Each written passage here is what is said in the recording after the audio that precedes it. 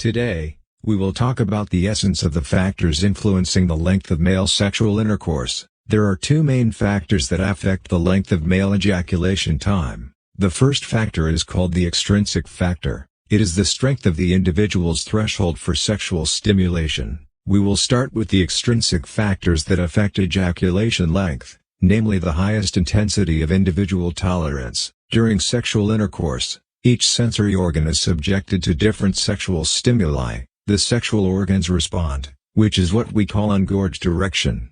And when the accumulation exceeds the strength of the individual's highest tolerance for sexual stimuli, which is what we call the threshold, the valve opens, and ejaculation ends. I will give you an example.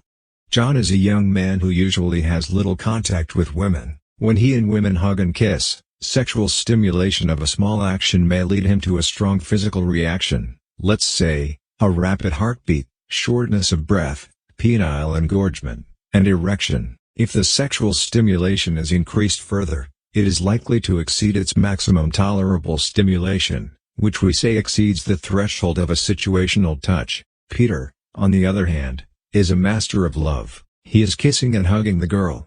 For him, sexual behavior is analogous to holding hands. It has become a very common intimate action that does not elicit any sexual response. Therefore, we can conclude that the intensity of the body's tolerance to external stimuli is the very external factor that determines the length of ejaculation. The second factor is referred to as the intrinsic factor. The most common cause of premature ejaculation in men is oversensitivity to sexual stimulation provided by women, as well as a low tolerance intensity of sexual stimulation caused by sexual stimulation, which refers to the signal of sexual stimulation received by the body's sensory organs.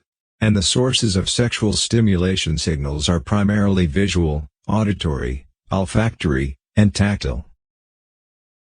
The first, visual stimulation, consists primarily of women's expressions of excitement when they are happy, as well as sexy clothing or an attractive naked body. The second one is auditory stimulation, which consists primarily of the sound of women moaning with pleasure or saying something that can arouse your excitement. The next one is olfactory stimulation, which includes the distinct body scent of a woman's body or the smell of arousing male sexual desire. The last type is tactile stimulus, which includes close contact between male and female skin or sexual organs, friction, and stimulation. The intrinsic factors that influence ejaculation length are our body sense organs, which are responsible for receiving signals of sexual stimulation, and the brain, which is responsible for making the appropriate response, which is the degree of excitement. Even when we are not subjected to external sexual stimulation, our brain sexual center maintains a level of excitement. This is known as basic excitability. If the basic excitability is low, it will appear as low libido or even sexual indifference. When the basic arousal level is high, it appears as sexual arousal or sexual hunger. To make it easier to understand, let's divide it into artificial levels. If we divide the sexual central excitement level into 10 levels, orgasmic ejaculation occurs when level 10 is reached. Sexual excitement level 5 is the state of sexual activity in our everyday lives. If it is less than level 4, it indicates a reduction in sexual desire, a reduction in sexual responsiveness, and, in severe cases, sexual apathy. If it is greater than level 6, it indicates a state of sexual arousal or sexual hunger. People who do not usually have sexual partners, for example, are in a state of sexual hunger for a long time, and the excitement level of the sexual center of the brain is particularly high.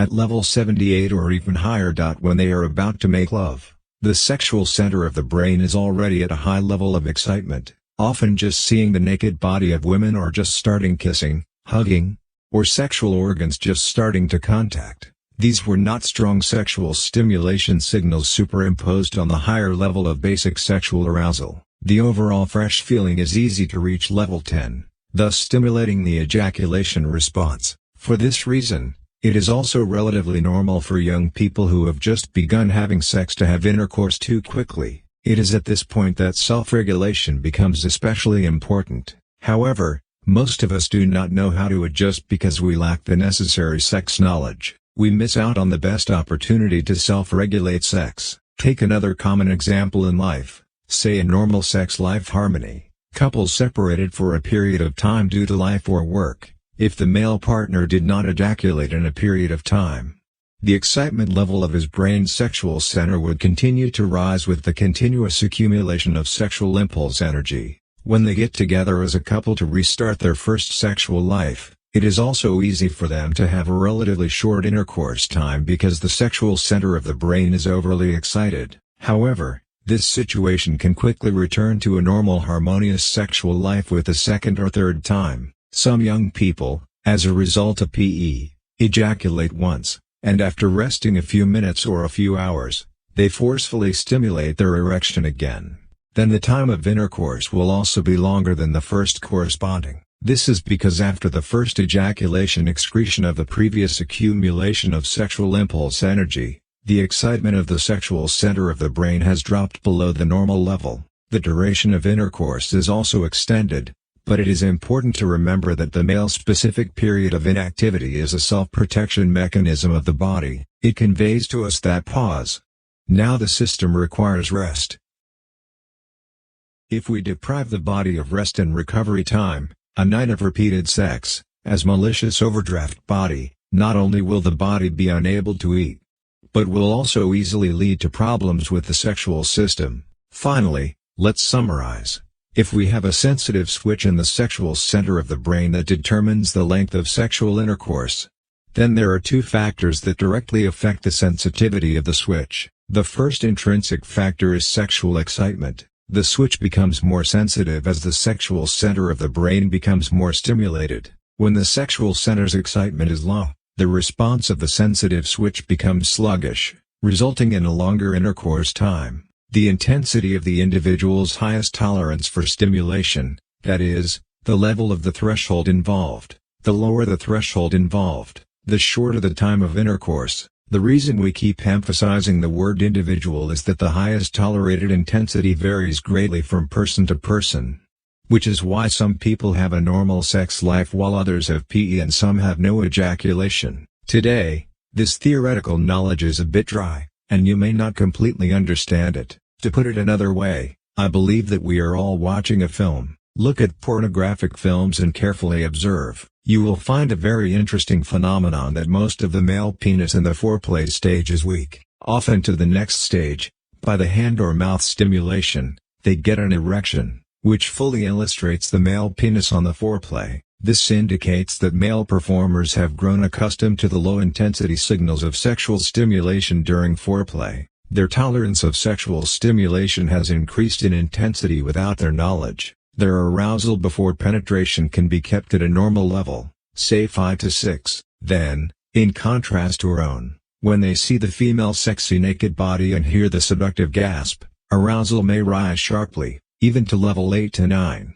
Or even the emergence of an uncontrollable state of sexual arousal, which is the unavoidable result of PE. But, fortunately, the level of reaching the ejaculation threshold can be effectively mediated through targeted exercises for each of us. Male performers aren't born great. They've honed their skills through countless hours of deliberate or unintentional practice. We are all men. If they can do it, so can we as long as we practice the right way. We must have the confidence to do so. Through the explanation above, we can now clearly understand that if we want to extend the time of intercourse, we can begin to adjust from two aspects.